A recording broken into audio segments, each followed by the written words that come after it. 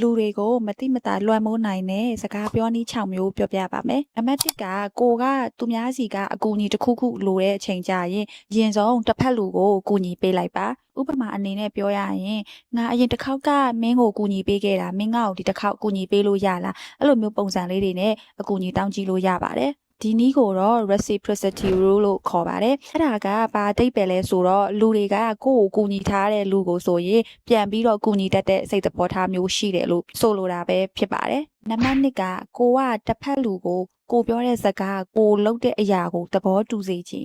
အရင်ဆုံးသူ့စီကနေပြီးတော့သေးငယ်တဲ့ဟုတ်ကဲ့ဆိုတဲ့စကားလုံးကိုရအောင်လုပ်ပါဥပမာတစ်ခုပေးရရင်လေကိုကကိုတငယ်ချင်းနဲ့တူတူ gym membership တစ်ခုခုကိုဝင်ချင်တယ်အဲ့တော့သူ့ကိုနဲ့တူတူ gym membership ဝင်ရအောင်ဘယ်လိုလုပ်ရမလဲဆိုရင်အရင်ဆုံးသူ့ကိုကျမ်းမာရေးကဘဝအတွက်အရေးကြီးရလို့ထင်လားဆိုပြီးတော့မေးလိုက်ပါအဲ့ဒီအချိန်မှာ तू ကဟုတ်ကဲ့လို့ပြန်ဖြေခဲ့မယ်ဆိုရင်သင်ကအဲ့လိုဆိုရင်ငါတို့တွေ gym membership တူတူဝင်မလားတူတူဝင်ရင်ဈေးလဲပို့ပြီးတက်တာတယ်ဆိုပြီးတော့မေးလိုက်ပါဘာလို့လဲဆိုတော့လူတွေကကိုအရင်ကပြောထားတဲ့အရာနဲ့ကိုက်ညီအောင်ဆက်လုပ်ချင်တဲ့သဘောတရားမျိုးရှိတတ်ပါတယ်ဒီဟာကိုတော့ psychology မှာ commitment and consistency principle လို့ခေါ်ပါတယ်နောက်တစ်ခုကကြတော့ကို့အကြံပြုချက်ကိုယုံကြည်စေခြင်းနဲ့ဆိုရင်အရင်ဆုံးတခြားလူတွေကလည်းဒီဟာကိုအသုံးပြုနေတဲ့အရာကိုရှာပြီးတော့ပြောပါ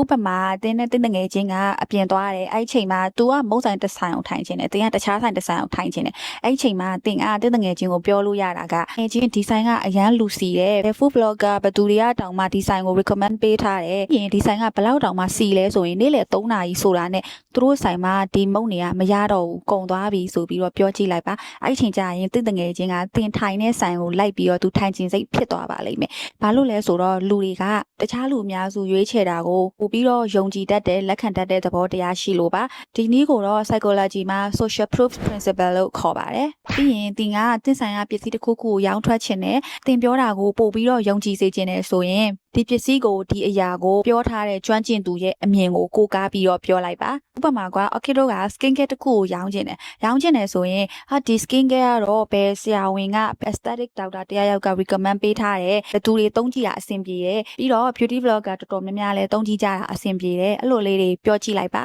ပေမဲ့ဒီကိုရောင်းတဲ့ကိုပြောတဲ့ပစ္စည်းကလည်းတကယ်ပဲကောင်းတဲ့ပစ္စည်းတကယ်ပဲဒီလို professional တွေက